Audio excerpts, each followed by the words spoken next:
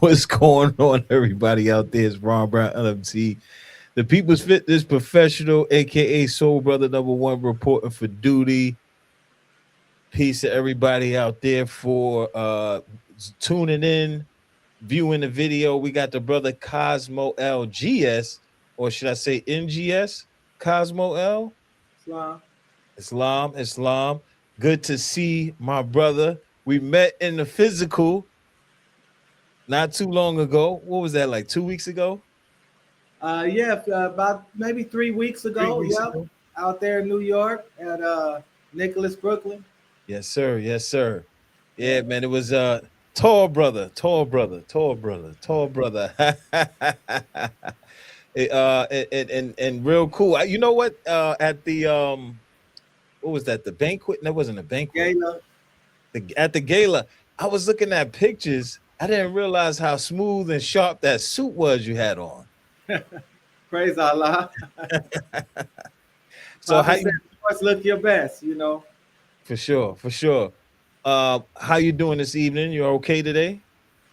Yeah, well, all is well. It's still noon here, but like I told you earlier, some pretty severe weather happening around the other islands over on Oahu. They're going to need a lot of help. But we're on the big island and we're up in the mountains, so the flooding and things like that doesn't really hurt us. We have our own power, so when the power goes out, like it went out for many people, we still have power. Our water is sufficient, so it just shows the benefit of living what most people call off grid. I call tapped in, and it makes even the catastrophic events less catastrophic. Indeed, indeed. So I'm glad you're safe. We're gonna go into the topic. The word more does not mean black. The reason why I wanted to do this podcast is because, when people want to validate their reasoning for calling themselves black while they're talking to Moors, they would then go, well, doesn't mean black? So I want you to break it down to explain to brothers and sisters how Moor does not mean black, being that you wrote a book on it. You wrote a book on it, and you had it at the book signing. I know it was a black and white book. I don't know Mhm. if you have that on hand right now. No, I don't have the book, but I got the information up here. Indeed, indeed. So now, Moor means black. I want to set it off with that, right? If you can give me definitions or definitions of what you know of what the more word more means, that'll be great to open up the show with that. Yes, well, I think a lot of people get this definition more being black from two sources. One is hearing people say it and they repeat it, all right, without researching it for themselves. And then the other is the a minor research where you look into the word and you'll see that it never really says it means black, but it says it's synonymous with black, which within itself is a big difference. Um, and so, you know, it's a pretty heavy discussion because it deals with etymology, it deals with semantics, and it deals with morphology. It's important to understand that when Moorish Americans use the word Moor, we're referring to the definition that would have applied to us uh, before our names were changed to Negro, Black, Colored, so on and so forth. So when you look in the modern day dictionaries, they'll tell you um, more natives of, if you get a good one, the most recent ones will just say more is the Arab, Berber, mixed Muslim population. All right, that's 1920 definition, right? You get a little bit further back in other dictionaries, you'll get uh, the any of the dark skin peoples of North Africa and primarily Mauritania. And they'll trace it back to as far as the Romans. And so most people get this definition, all right, natives of Mauritania, because they were dark skinned, synonymous with dark skin. And then later on, you get the Arab Berber mix. And that's pretty as much as far as they go. Um, so that is how people come about this. And then people who want to argue against Moors will look at the definition and say, hey, this is what the Romans used to call Moors, was Mar. The ancient word was Mar, from which evolved into the English Moor. Um, Let me know if the rain gets too heavy because it's coming down. See if we can get through this. Uh, so what I did was I went a little bit further. Well, where did the Romans get it from? Right. You find out that the Romans got it from the Greek. And Right. you say, well, where did the Greeks get it from? And you find out when you do etymology across languages, because English can only take you back as far as English, when they adopted it and how they used it. So when you look back and see who the Greeks got it from, you'll see it goes back to the ancient Moabite, or what they call Phoenicians. And then we say, well, where did the Phoenicians get it from? You see it goes all the way back to Egypt. And so I wrote the book Murder, Moor, Kemet Until Now, to deal with not only the etymology, but the semantics, the morphology, and the phonology of the word, to show what its original meaning was and how it was originally adopted into the Greek and into the Roman from the native word. And then it became way later down the way synonymous with black, because this is what they were now, black is what they were now calling the Moorish population. But it never meant black from the very beginning, and it still doesn't mean black today.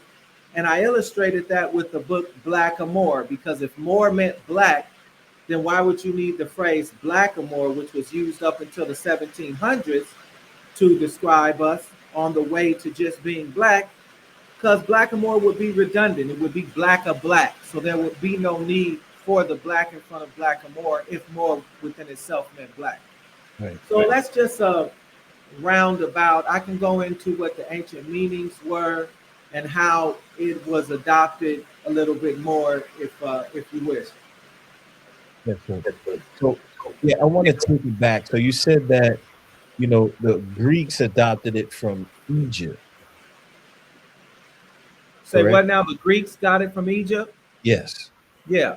All right. Yeah. And then where did the Egyptians get it from? So ultimately, they got it from the Greeks by way of the so-called Phoenicians or the ancient Moabite, or what people biblically know as Canaanite. Now, most people um, consider Canaanite. I would, maybe if they haven't studied it, and the European classifies as Semitic, right? But we have to understand that Canaan was one of Ham's sons. Right. So how did it go from Hamitic language to being Canaanite, which was Canaan was Ham's son, all of a sudden being Semitic? So the truth is there really is no Semitic. Canaanite is a dialect of Hamitic. And so this Canaanite slash Phoenician slash Moabite, they got it from Egypt because they were the ones responsible for transferring the hieroglyphics into an actual script.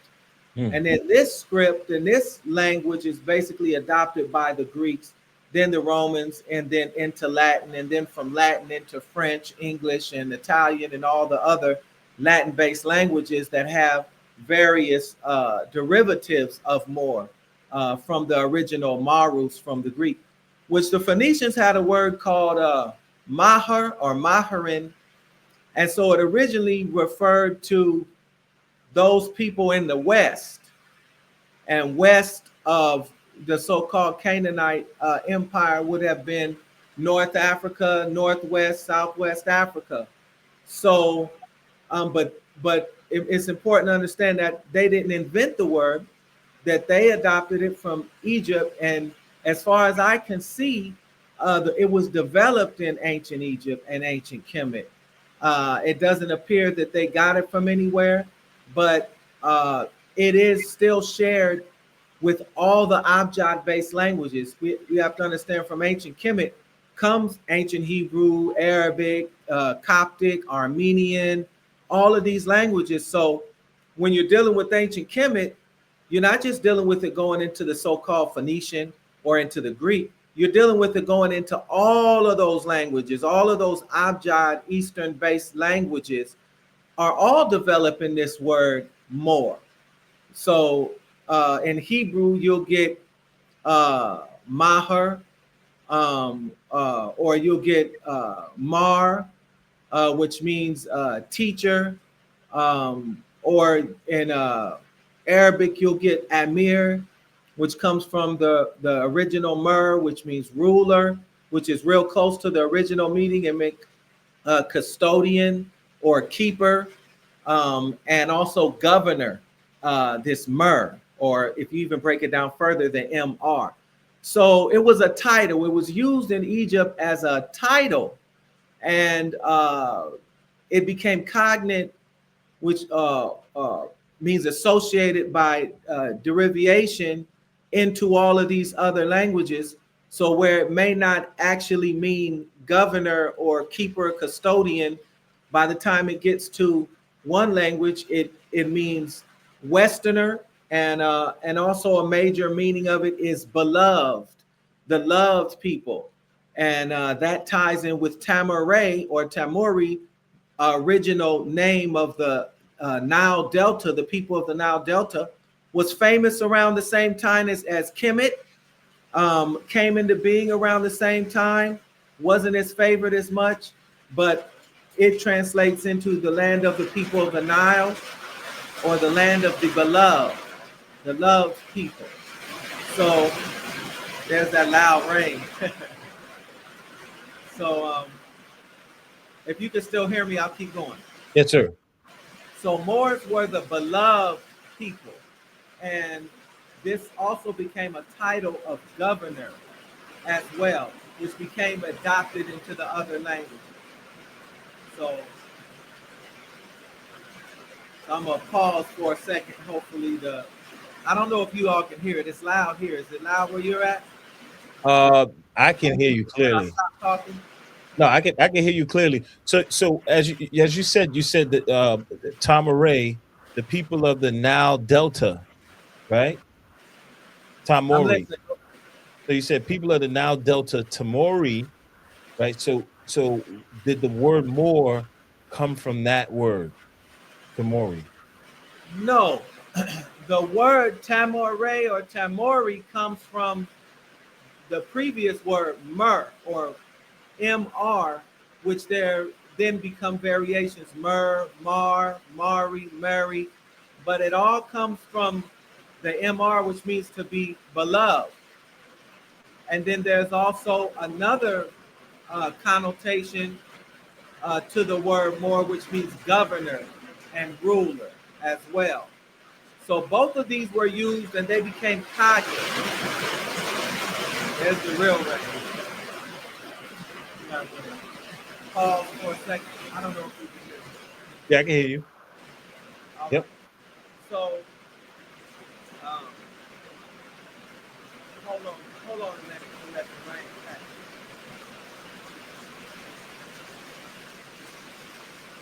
Peace, Temple Moon.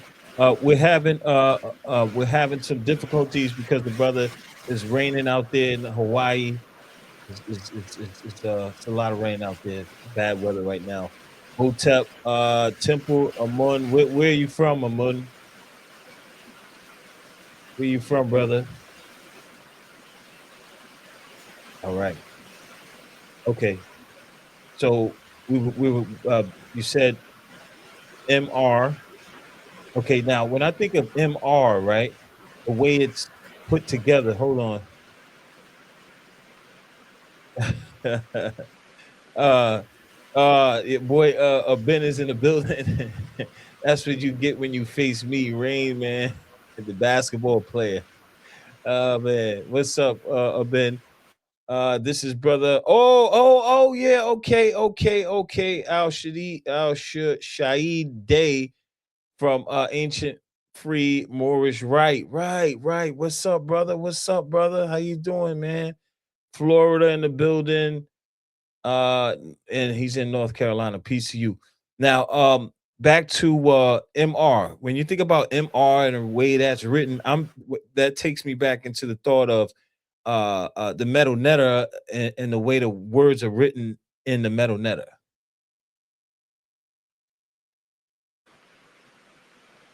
All right, it looks like it's dying down a little bit. Yeah. Did you hear me? I can hear you.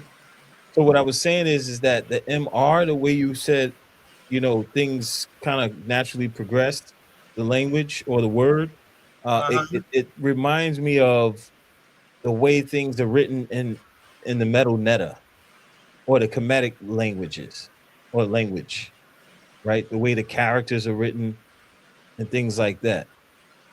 So does that have any connection to it? Yes, basically, again, the hieroglyphs were primarily consonants. You did have some word letters that function as vowels as well, but it's in language. It's known as an abjad, which means it's the way it's arranged. A, ba, ja, da, ha, wa, za, all the way down. So it being an abjad language, it's a language of mainly consonants. And so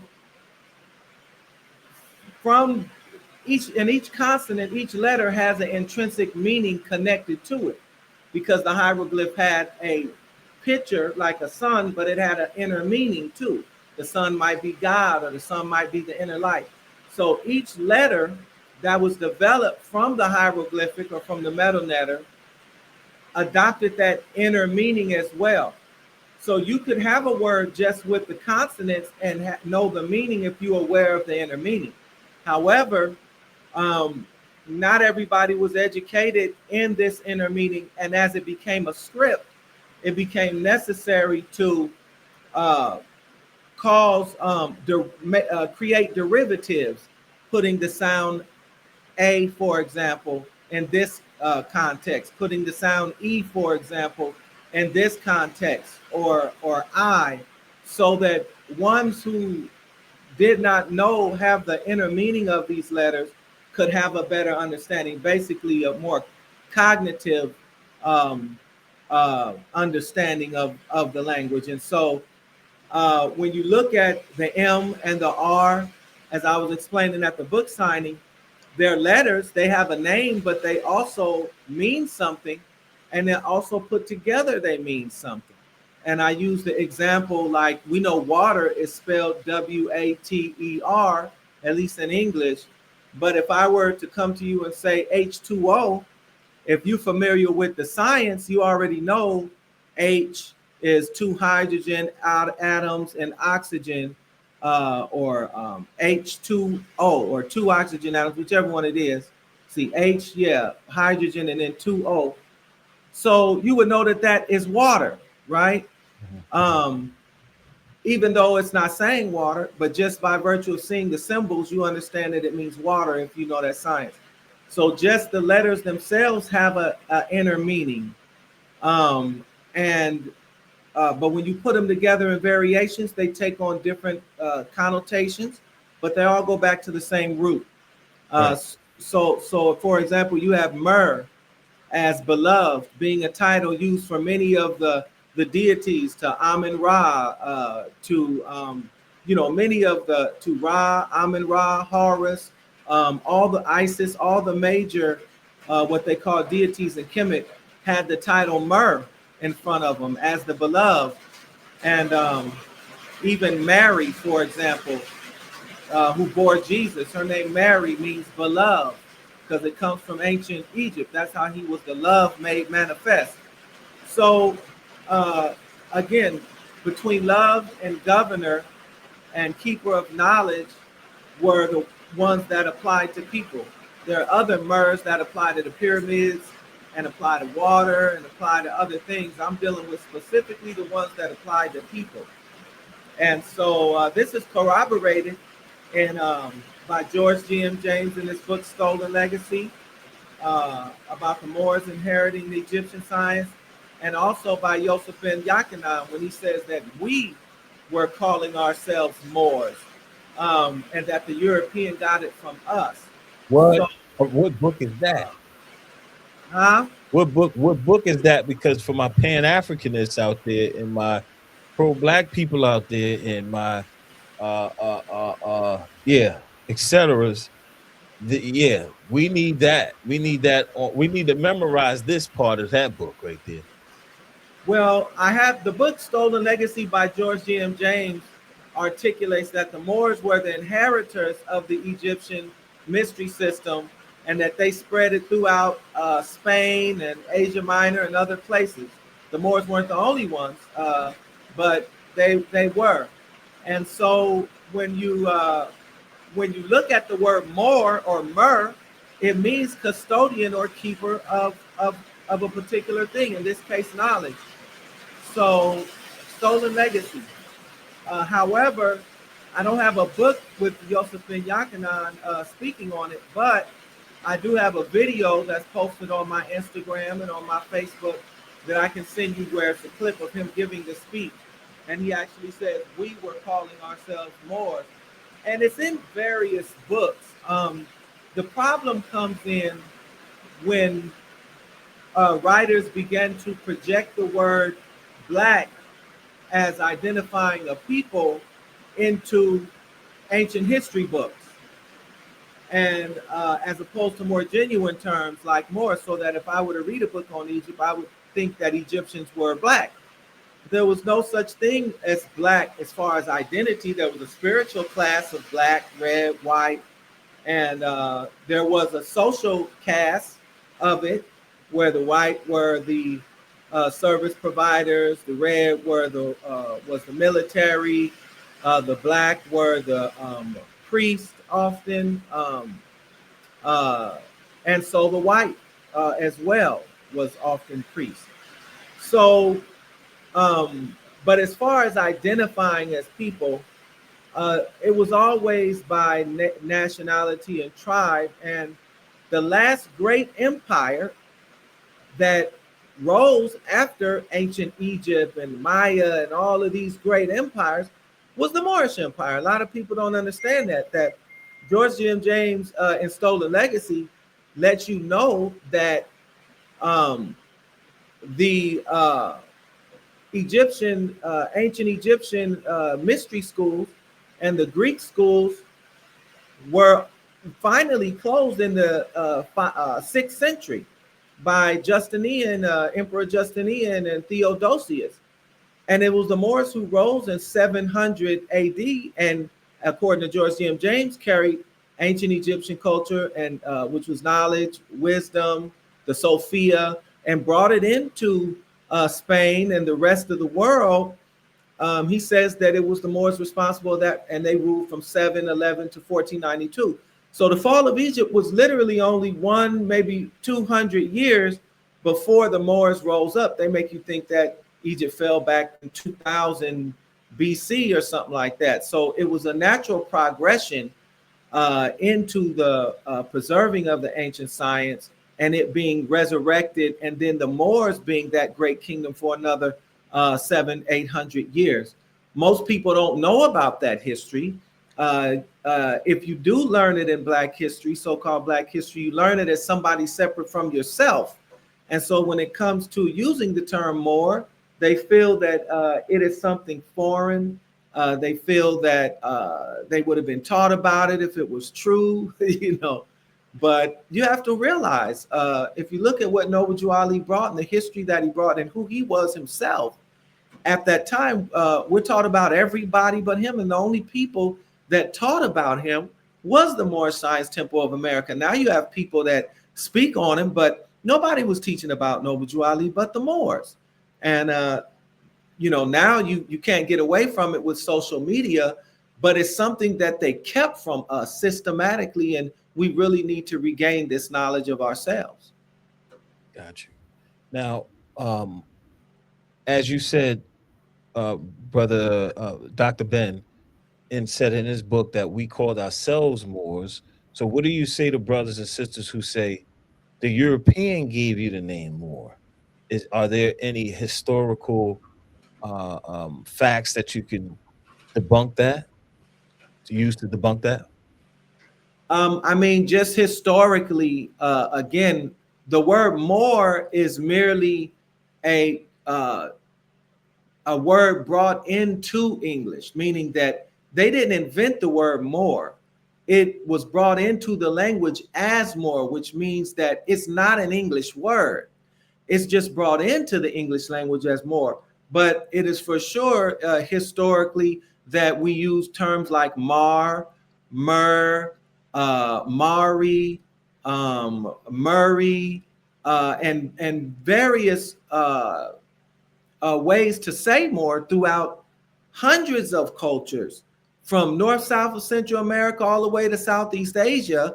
There's this uh, word more, mari, which is pronounced in English as more, being referred to people you having that as their ancient identity. For example, in the Philippines, so-called Philippines, before it was named King Philip, it was the Moro Islands. People, Moro is just more in Latin, but the people use this term. In fact, Bangs-Moro Island, which is connected with the Philippines over there, they got their independence maybe 10, 12 years ago to be independent under the Maori name. If you go to Mindanao, there's a whole community of Moros over there that got their independence under and function as Moros. You have various nations in Africa, like the say, for example, the Comoros. There's Moro in there. Mauritania, Morocco, which gets its name from Mar as well. These are all olds. Even if you look at America, someone had asked me on your show where America had got the name, and at that time I couldn't recall, but there's a group of natives in Guatemala who used the term Amorica long before the so-called European came here, and it's a native term. We know the European doesn't create; he usually adopts things, and so they create their apocryphal tales of how things came about. But you can look and you can find it in the culture, and so this term Amorica had been here. You'll find plenty of derivatives of more and more here that are native and all around the world. So it's uh, it's just so much rich history connected with the word. Even when you look into in the Indian, the first land that was supposed to be created and the first people come from Mount Meru, and they were the Moru people. So this term, you're going to find it in ancient histories all around the world. If you in Japan, it's going to be a Moriagi or Momoto. If you're in India, it's going to be the Mahars. The Mahars are the original people there who say that they were conquered by the Aryans when they came through. They were the Mahar people, and the Mahar people are said to be the original. Well, this Mahar word is exactly the same word that the ancient Moabites used, Maharin, which comes into Hebrew as Mahar, which is so it's all connected with this ancient language, which is why Noble Drew Ali says that Moors were the first people, because it goes back that far. And again, I just gave you an example of Mount Meru, the people, the original people and the original piece of land that was supposed to be created being Mount Meru. So you'll find it again, so many different variations, but it needs to be understood that more is not an English word. It's an English word that it's a foreign word that have come into English, just like Quran, right? Quran is an Arabic word. It doesn't originate in English, but we say Quran or Quran, but we know that it's referring to the Quran. So it's not right to say that more is an English word when it doesn't have its origin in English. It just so happened that English is a lingua franca, just like Arabic, which enables it to bring in foreign words. And I'll give one last example for like in Arabic, the way that the language is structured and it being a lingua franca was able to bring the word cigarette. Cigarette didn't exist back then, but now it's cigarette in Arabic. It exists in Arabic, but it didn't come from Arabic. And more is the same way. It exists in English. It's an adaptation, but it didn't originate from the English or the Romans or the Greeks for that matter. Okay. Check, check, check. Okay. So if you can give me a timeline, right? If you can remember, um, it went from timeline and uh location. So it went from, let's say it started with the ancient Egyptians, Mm-hmm. right? Mm. The Greeks got it. Okay. Uh-huh. Then where did it go from there? Well, from there, you have to. The Roman Empire is about 700 BC.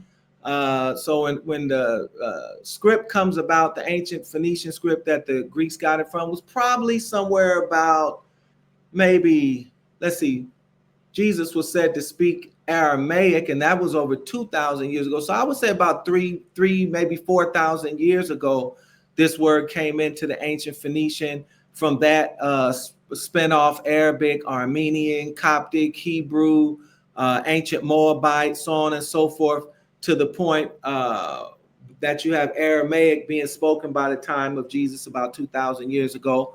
So the Romans got it. Around it would have had to been after the 700s because they're just now coming into uh, the Roman Empire being founded, and so now they're looking at the Moors of North Africa and Northwest Africa, and their native name, the native name was Mar. You'll see it Maur, and so the Romans used the native name, but they adopted it. They didn't bring it into um, there were other connotations to the meaning because the Europeans were a pale skinned nation. And so at that time, Mar, which was this ancient word, which meant west, which meant Westerners, west of this particular kingdom, but also meant the beloved people. They began to use the term. And because the European is race conscious, and because they're pale and they were dark, it began to be associated with dark skinned people. So this is where you get the word being cognate, meaning associated with dark, but not meaning dark. There's a big difference.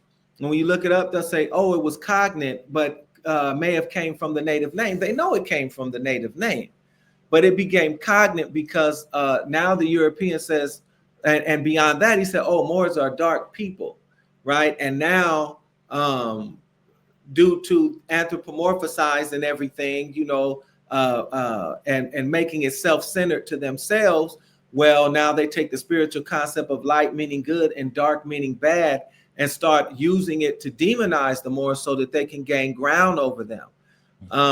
But again, it becomes associated. So, and we also have to understand that Latin is a borrow, the Latin script itself and language is a borrow from Greek. And Greek is a borrow from the ancient Moabite Phoenician script. And the ancient Phoenician script was created, what they call Canaanite is created from hieroglyphics. So even to this day, the English letters still carry the same abjad structure. They still carry the same intrinsic meaning that they teach in the Freemasonic lodges and Kabbalism and other occult sciences.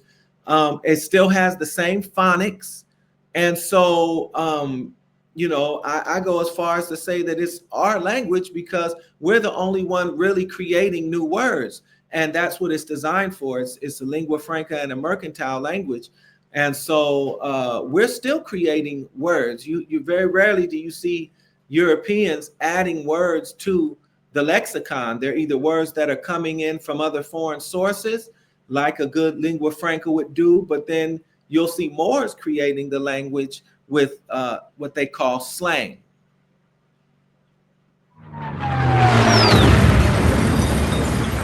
All right. That's what's up. Dropping bombs today. Hey, brother Douglas Lattimore, thank you for the $10. I really appreciate you. I forgot to even ask about that or talk about that super chat and all that stuff. We definitely need your help for sure. It takes finance to keep this thing going. And you know, we doing everything out of pocket. So um thank you for that. We appreciate the $10. He has a question. Hold on. Is there any proof that the indigenous Americans used or were called Moors or its derivatives?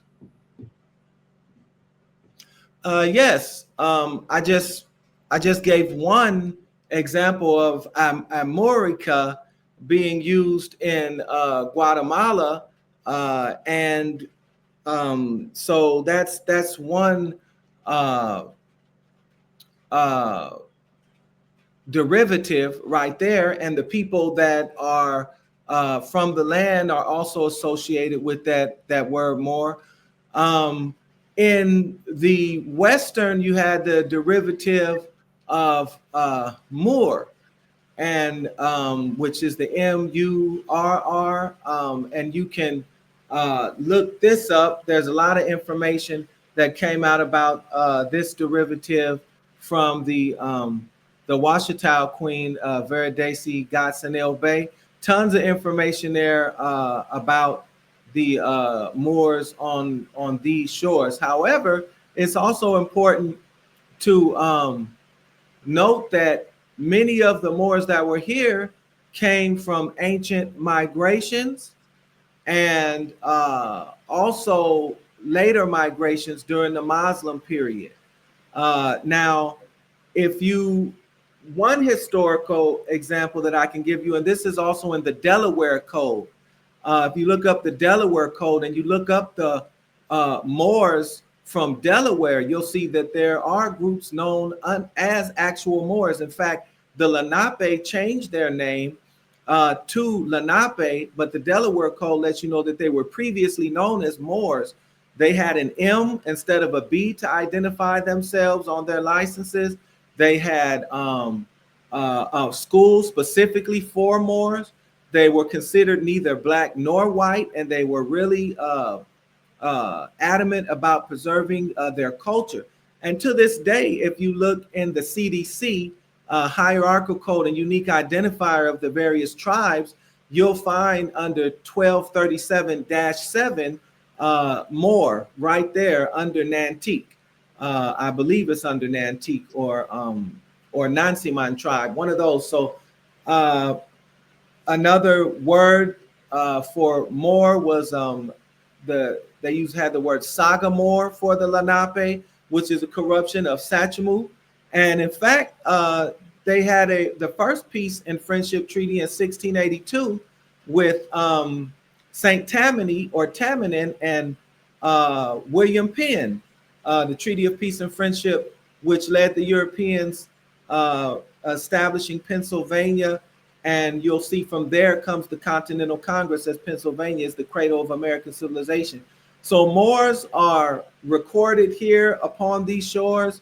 And just look it up. I've given you the information. It's right there. All right. Check, check, check. Hope you got that, brother Douglas Lattimore. Peace to you. Thank you for the $10 again. Now, so what I was trying to do is go down a timeline and a natural, like, what was the progression. Now the prophet himself said these are the names or the I forgot exactly the quote, but these are the names given to us in what date was that again? 1779 up until 70. 1865 during the time of slavery. In other places in the Circle 7, it says 1774. This because Okay, real quick. So before 1774, we were called Moors. Yes, so before 1774, we went by Moors, and there was another term that had been the European had now come up with, as we discussed earlier, blackamoor, and another term was tawny Moor. As the European, when he comes through, he divides everything into light and the dark, and so the first part of this genocide was all right. Well, these people up here is calling themselves Moors in North Africa, and these people down here in Southwest Africa calling themselves Moors, and in the Sahara. So we're going to call them blackamoors, and we're going to call these ones up here because they're a little lighter, tani Moors.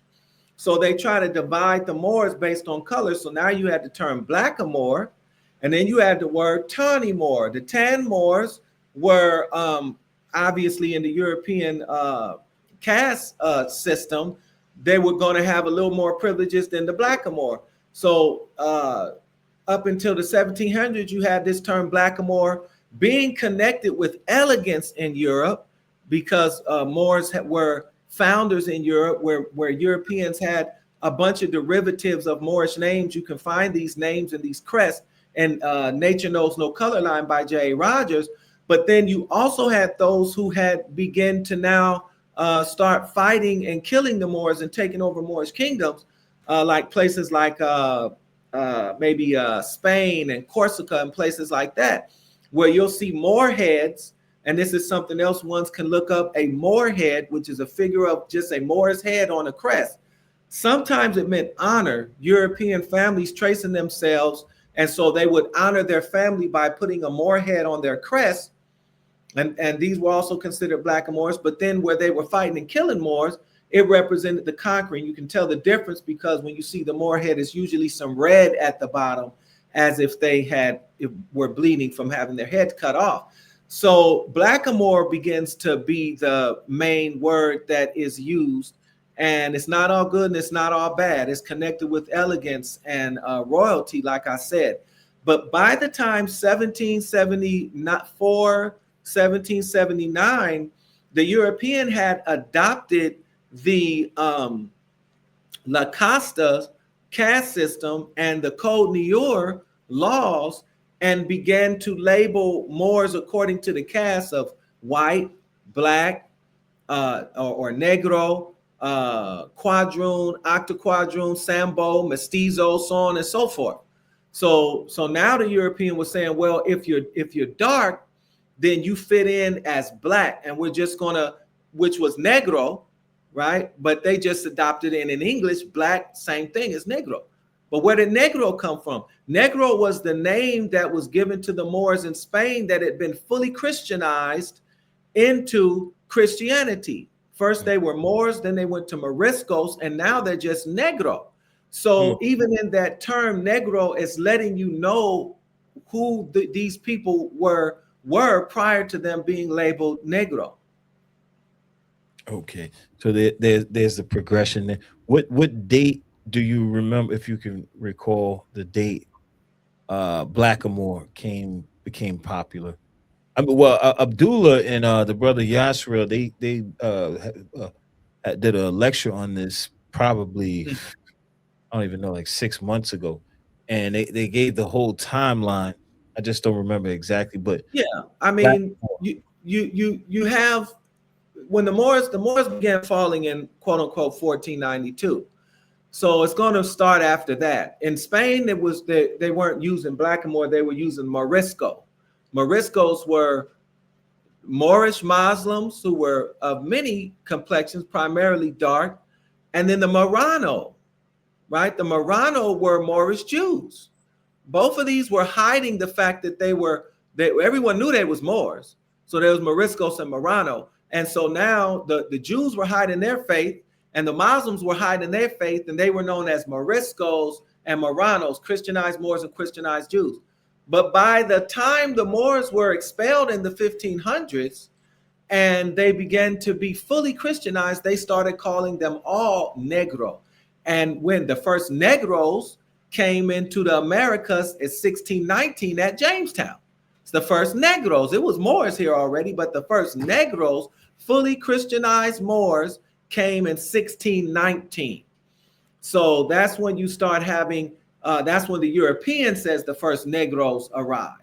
And Mm. from there, they just began to customarily throughout the United States, each state had their own name and their own structure, but it was codified after the European got their independence after 1776, and they were unified as a nation. Now, this name Negro, Black, Colored, all these terms began to be more codified, and they removed more from the records because they didn't want anyone to know their history, not only connected with their Moorish lineage, but they're being connected to Islam, which they seen as the primary enemy after the Crusades.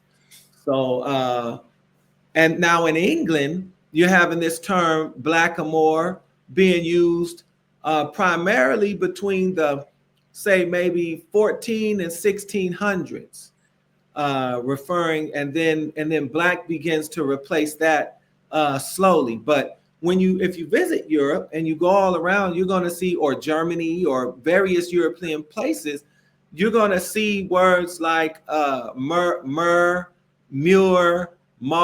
Moor, all over the place with so-called black faces, because this is what Moors were known as. Even if you look, even in the play Othello, famous play written by Shakespeare, you see them. They talking about the Moor. The Moor was considered bad at that time due to the Crusades, but this was not something that was challenged by Moors. Hey, I'm not this, I'm not that. This is just what it was. Like Yosef Ben Yakina said, we were calling ourselves Moors.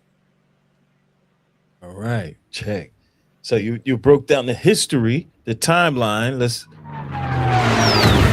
Let's get a bomb for you right there. Thank you, brother Cosmo. So now, how do we bring people to the realization of the fact that the word or the nationality or the um the word to describe us is more, and how important it is, and especially in a world where black and being black and proud has been the anthem, for so long.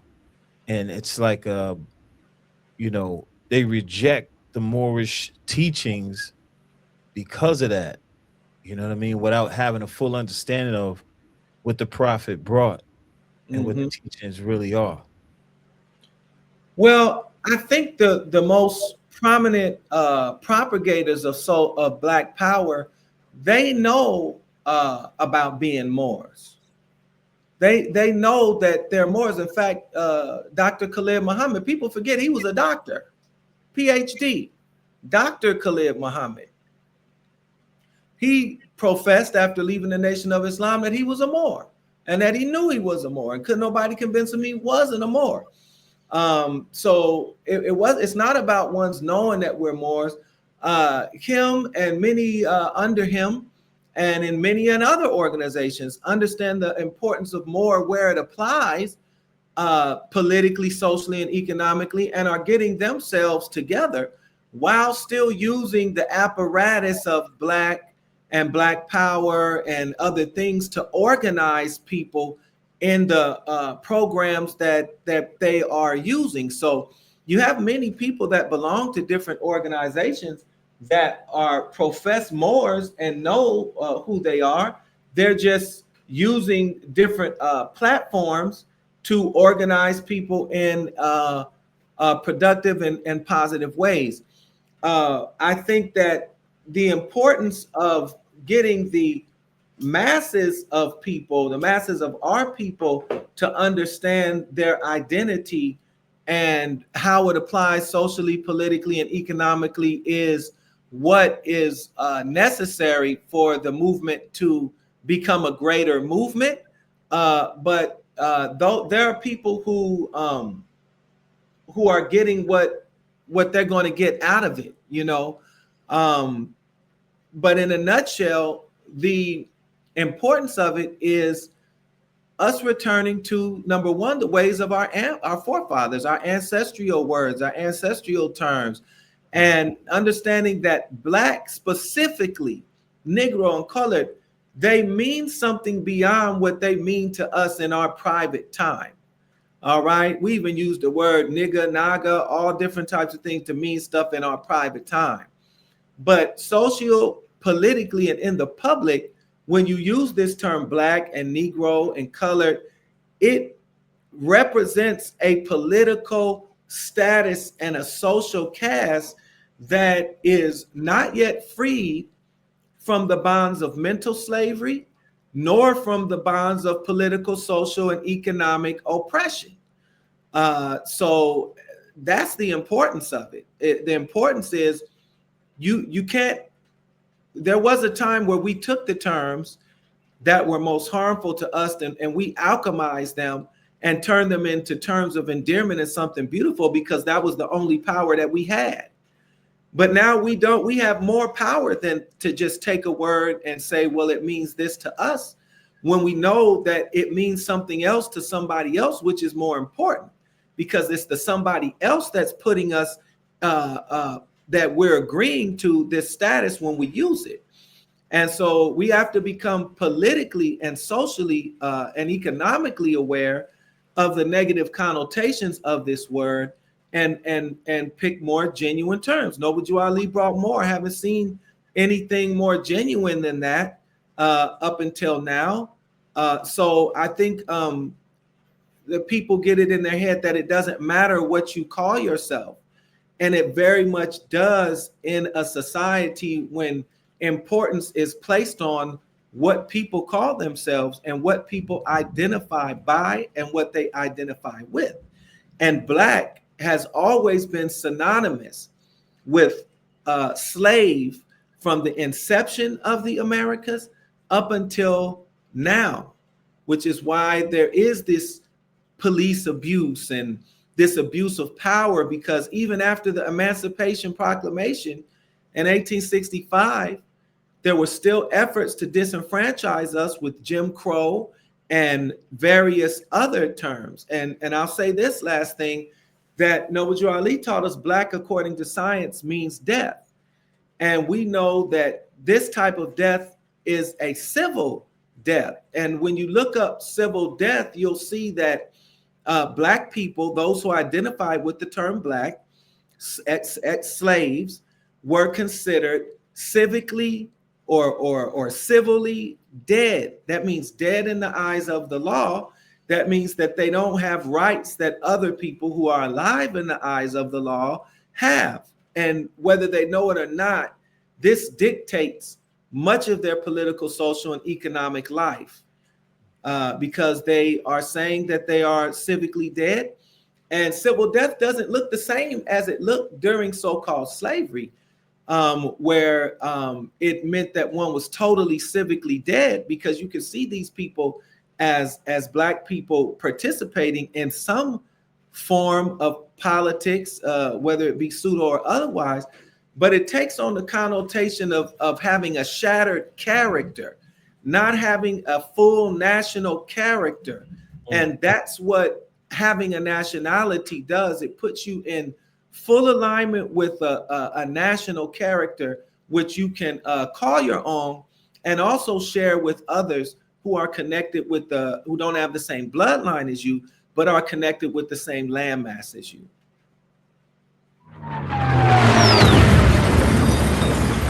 Oh man, bombs, bombs, bombs. All right. So before we cut out, great demonstration.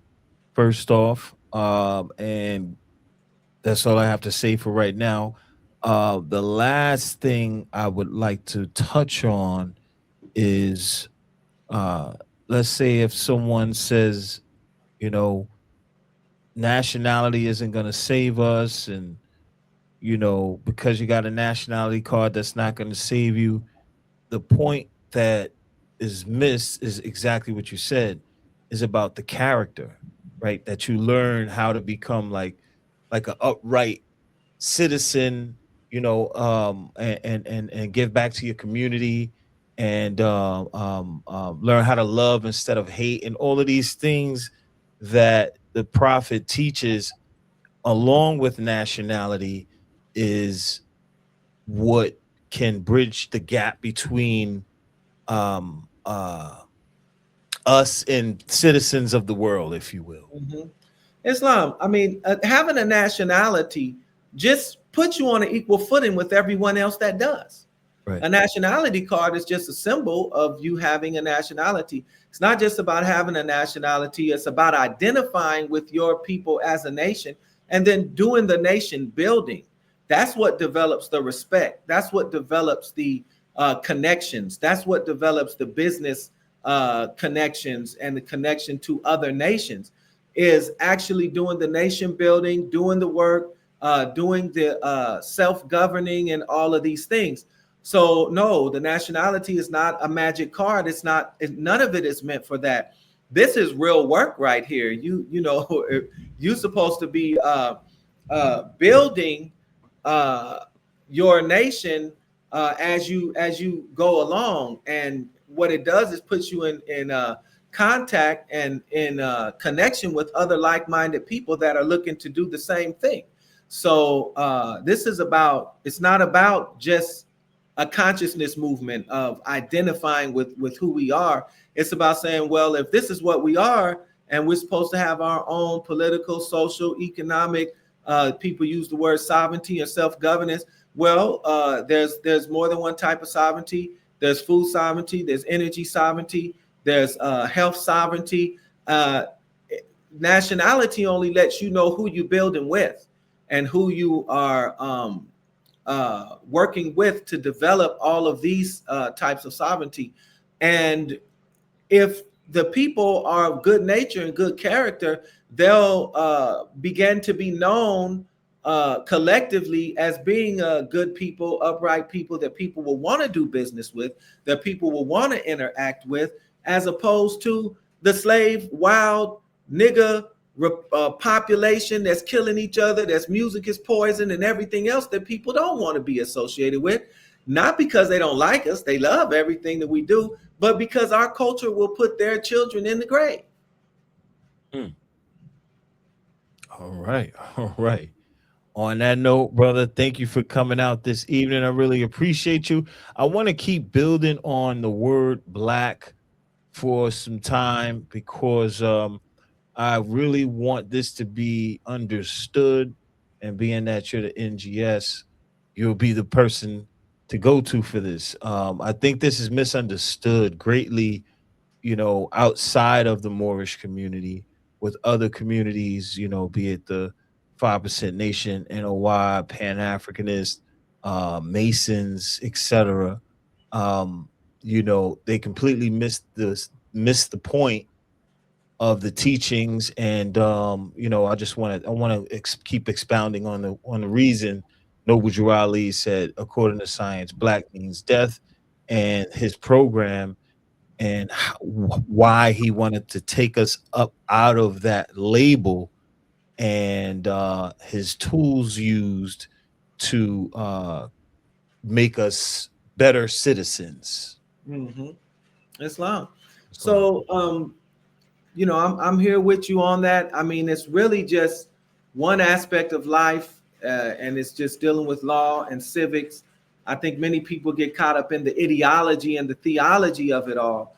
When this isn't ideology, it's not theology. It's something recognized all around the world, and we can put our head in the sand and act like it doesn't exist. But one can experience a higher quality of life by knowing who they are, by doing for self, and by interacting with other people who know who they are in a positive and uplifting way, or being aloof from negative people who know who we are that don't serve our purpose. To this end, I've written several books. Again, it's you can go to Amazon Books and type in Cosmo Ill, and you'll find various books on various subjects regarding Moorish history, science, language, even Islam, Islamism, so on and so forth.